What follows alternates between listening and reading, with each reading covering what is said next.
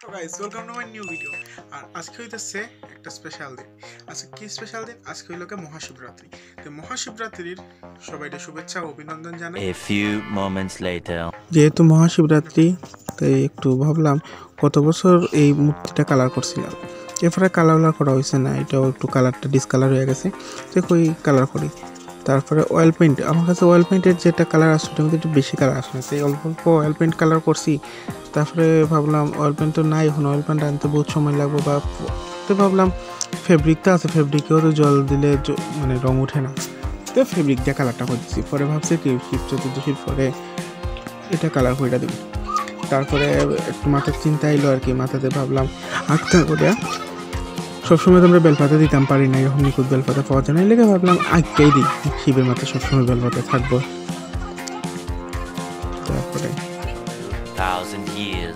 তারপরে যাইতেছি বাজারে, এটাই লোক আমরা বাজার যাওয়ার রাস্তা, ওই সাইডে ট্রেন আছে এইদিকে পাঞ্জাব মিউজিয়াম। তারপরে এলাম এখানে, এখন দাম দর শুরু করলাম। প্রথমে এই বেলপাতা লই দিলাম, এখন বেলপাতা আমরা এদিকে নাই, বললাম না বেলপাতা শর্টেজের লেগে শিব মূর্তিতে রং করছি। তো এখানে আমাদের বেলপাতা দেখতেছি আমরা সবাই মিলে বেলপাতা, কারণ নিখুঁত বেলপাতা তো লাগবো, সিরাবরা তো দিতাম না। আর মোটামুটি সপ্তাহে উঠছে বাজারের ওখানে। আপনার এদিকে কত করে বিক্রি হচ্ছে জানি না, বেল আমরা এখানে তো গোটা 10 টাকা, বলতে একটা বেলের দাম 10 টাকা, ছোটো বড়ো কিন্তু আপনার পছন্দ করে লইতে পারেন। পাকনাও আছে, কাঁচাও আছে। তো প্রথম যে একটা বেল লইছিলাম এটা ঠিক আমার পছন্দ হয়েছিল, কিন্তু এটা দেখি নিচে দিকে একটা ফুকা মানে পোকা ওকা খাইছে বা কিন্তু একটা প্রবলেম আছে বালানো। তারপরে যেটা পছন্দ করলাম এটা তো ঠিক আছে, তারপরে এটা পছন্দ করে এটাই লই নিলাম। খাঁচা হইলে খাঁচা, পাখনা বেলটি ঠিক পালো না, সব টিকে দেখি পুকরা উঠে নাকি তখন সেটা পারবো না, এই খাঁচা বেলটাই রইলাম, সেটা তো বেল দেওয়া কথা, খাঁচা দিয়ে তখন এই ছোটো বেলটা পাখনা বেল এটার দাম 10 টাকা। এটা লইছি না, ওই এটাই থাকুক, যেটা লইছি এটা পছন্দ হয়েছে। বেশি কিছু না, ওখান থেকে এই সিজনে কাঁঠালও লিয়া বয়ে গেছে। আর তারপরে বাজারে মেন পানিচৌকি বাজারে ঢুকছি, প্রচণ্ড ভিড় যারা ওইখানে তো খালি দেখা দিতেছে, সামনে প্রচণ্ড ভিড় দেখা যায়। আর এখানে পূজার সব সামগ্রী এখন আমরা এখানে আমরা বেশি একটা জোগাড় করতে লাগে না, বাজারে এলে এই সবটাই 10 টাকা করে পাওয়া যায়, অল্প অল্প 10 টাকা করে বিক্রি হয়। মোটামুটি 100 টাকার জিনিস 100 টাকার কিনলে সবটাই পাওয়া যায়। বাজারে ভিড় দেখা যাচ্ছে, এইখানে সবগুলোই বইছে। দেখো ধুতরা ফুল, গেন্দা ফুল, দুর্বা থেকে ধরে সব আসলো।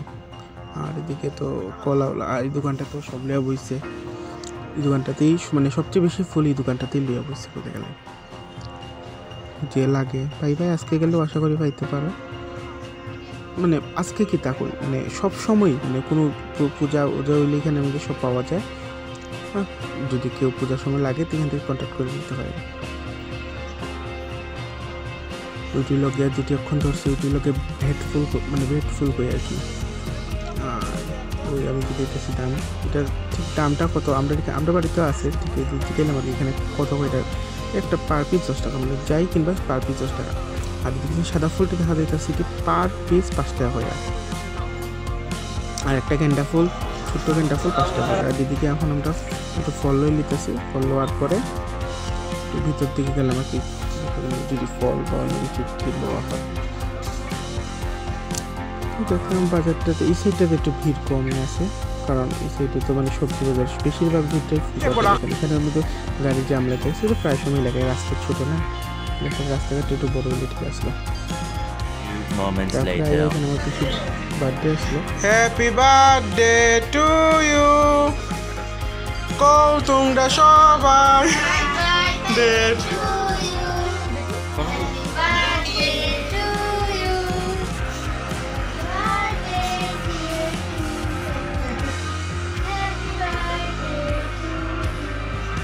শিশুর একটা ফোন কর।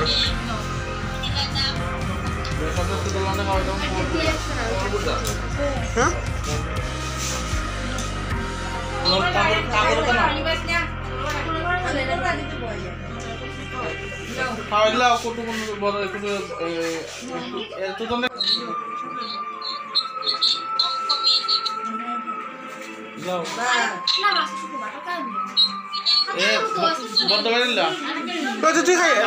তুই খাইলা এটা, আমার একটা দিবে না। না না ওইসে তাই হয়েছে আচ্ছা আচ্ছা আটটা দাঁড়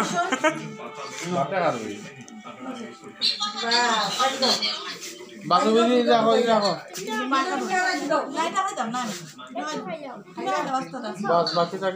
কাটা করে গেছি মন্দির এখানে মন্দিরের সব প্রিপারেশন গেছে আমরা এখানে তো রাত্রে চতুর্দশী লাগার পরে এটাই এইটাই লগে আমরা কালী মন্দির মার মূর্তি আর এখানে শিব ঠাকুরটা বানিয়েছে লিঙ্গটা শিবলিঙ্গটা বানিয়েছে এখানে আর প্রতিদিনই পূজা হয় ব্রাহ্মণ 2 বেলা ইয়া পূজা করে আর এখানে সবই প্রিপারেশন রেডি একটু পূজা শুরু হয়ে গেছে এটি লোক আমাদের মন্দির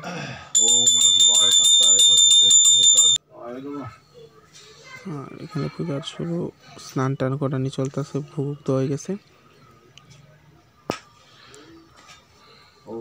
আমরা এখানে প্রতিদিন তো পূজা হই আর অমাবস্যার সময় মানে বিশেষ পূজা হয় আর মানে কোথায় গেলে আমরা বাড়িতে ছোটোখাটো অনুষ্ঠান থাকি মানে কোথায় গেলে আমরা বাড়ি হইলো 12 মাসে 13 পার্বণ টাইপের 13 পার্বণ হই শিব পূজা গণেশ পূজা মানে কিচ্ছুই বাদ না সবই হয় তারপরে একটু লোকনাথ মন্দিরে এখানে গেলাম এখানে তো ভিড় দীক্ষা আমি একটু অবাকই আসলাম তারপরে আমরা একটা নিমন্ত্রণ আসলো শিব পূজার তো এখানে গেছি লোকে মানে পাশের বাড়ি ওই পাড়াতে তারপরে এখানে সবাই মিলে একটু নাম কইরা তবে প্রসাদ খাই এখানে ভিডিওটা শেষ করতেছি।